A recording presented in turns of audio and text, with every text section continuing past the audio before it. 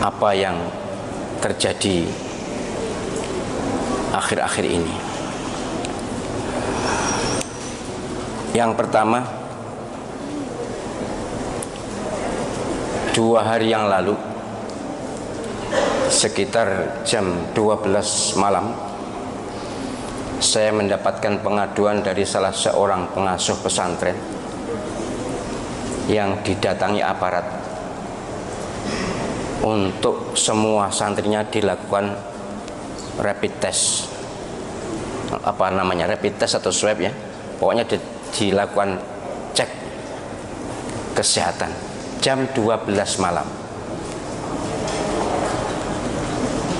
pakai seragam tertentu, tapi bukan seragam kesehatan, dan kalau toh kesehatan saya yakin tidak jam 12 malam.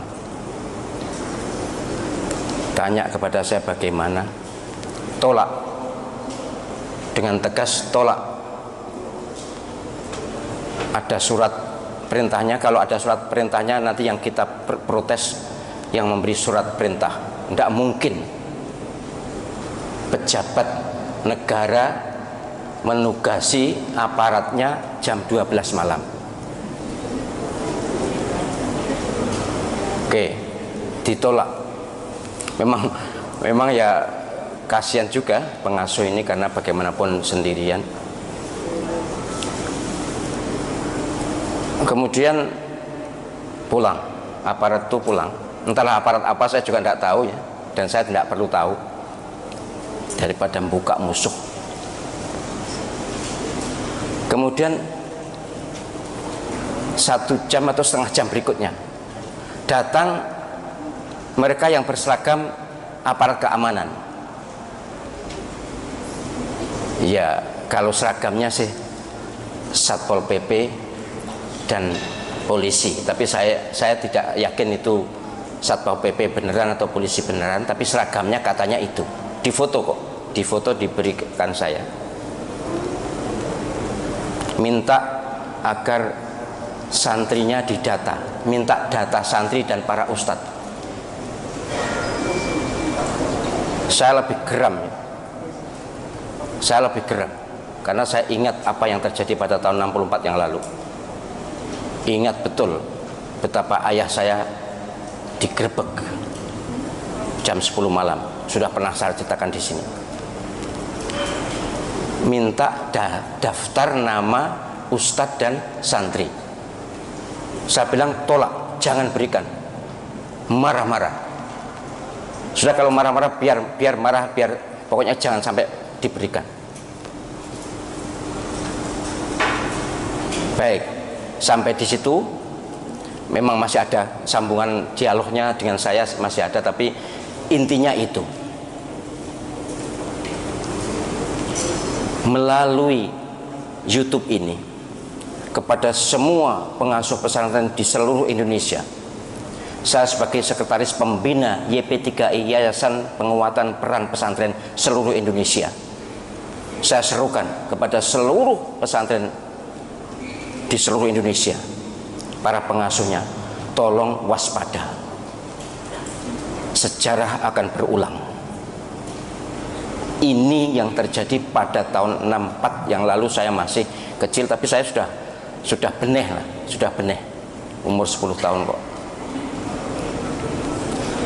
Katanya ayah saya tahun 48 juga terjadi seperti itu. Bahkan kalau penjenengan membaca buku Banjir Darah akan bisa membaca betapa luar biasanya.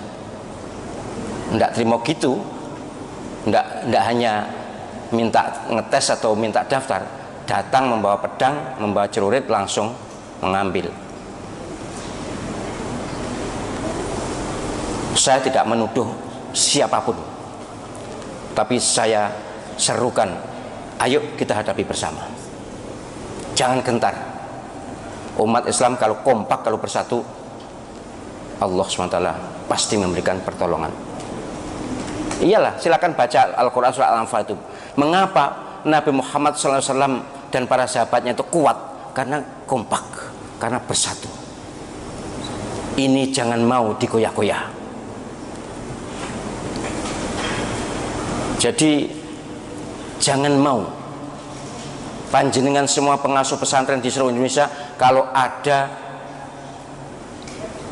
gerombolan orang atau sekelompok orang mau ngetes, kalaupun ada, lihat dulu ada surat perintah atau surat tugas atau tidak, pejabatnya jelas siapa, harus jelas, dan jamnya bukan tengah malam. Walaupun yang memberi surat siapapun pejabat tertinggi di negeri ini sekalipun, kalau jam 12 malam jangan terima, pasti ada apa-apa. Nek tuh meriksa kesehatan, meriksa jam 12 bengi, jam 12 malam itu untuk apa? Kenapa? Ada apa kalau siang? Pokoknya kalau ada modus atau apapun ya, pokoknya ngetes itu, meriksa itu, memang sekarang eranya seperti ini kan, ada alasan untuk itu kan. Kemudian minta daftar, nggak usah diberi, apapun alasannya. Kalau memang benar-benar minta, surat tugasnya mana? Tapi penjenengan seluruh pengasuh pesantren ada hak otonomi untuk tidak memberi.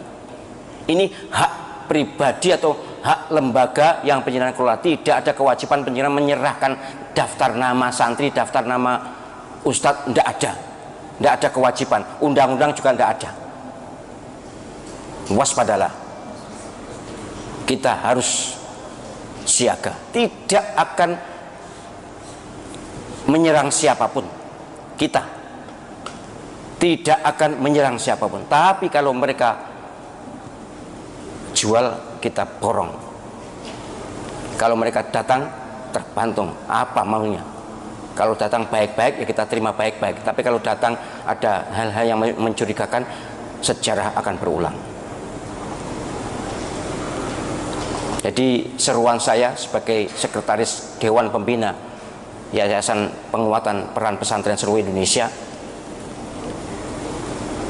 jangan pernah ada pengasuh pesantren yang terpengaruh dengan bujuk rayu kelompok orang yang tidak jelas, atau kalaupun jelas tapi tujuannya mencurigakan. Sekarang ini kita harus lebih berhati-hati. Ini terjadi, benar terjadi, bukan khayalan, benar terjadi. Saya ada fotonya. Nggak boleh malam-malam mendatangi pesantren untuk melakukan, ini bunyinya swab gratis katanya. Swab gratis. Swab itu mahal kok, gratis teko bengi-bengi loh. Masuk penyenal lalu terus percaya, wah mumpung gratis, masuk ngono ta? Jangan. Walaupun gratis tapi enggak. Kita enggak ada perlunya untuk swab. Enggak ada perlunya untuk tes apapun. Penjenengan yang penting menjaga kesehatan, hidup sehat dan bersih, protokol kesehatan dipatuhi, zikir istiqomah, sudah. Wong ndak ono apa-apa kok tiba-tiba seperti itu.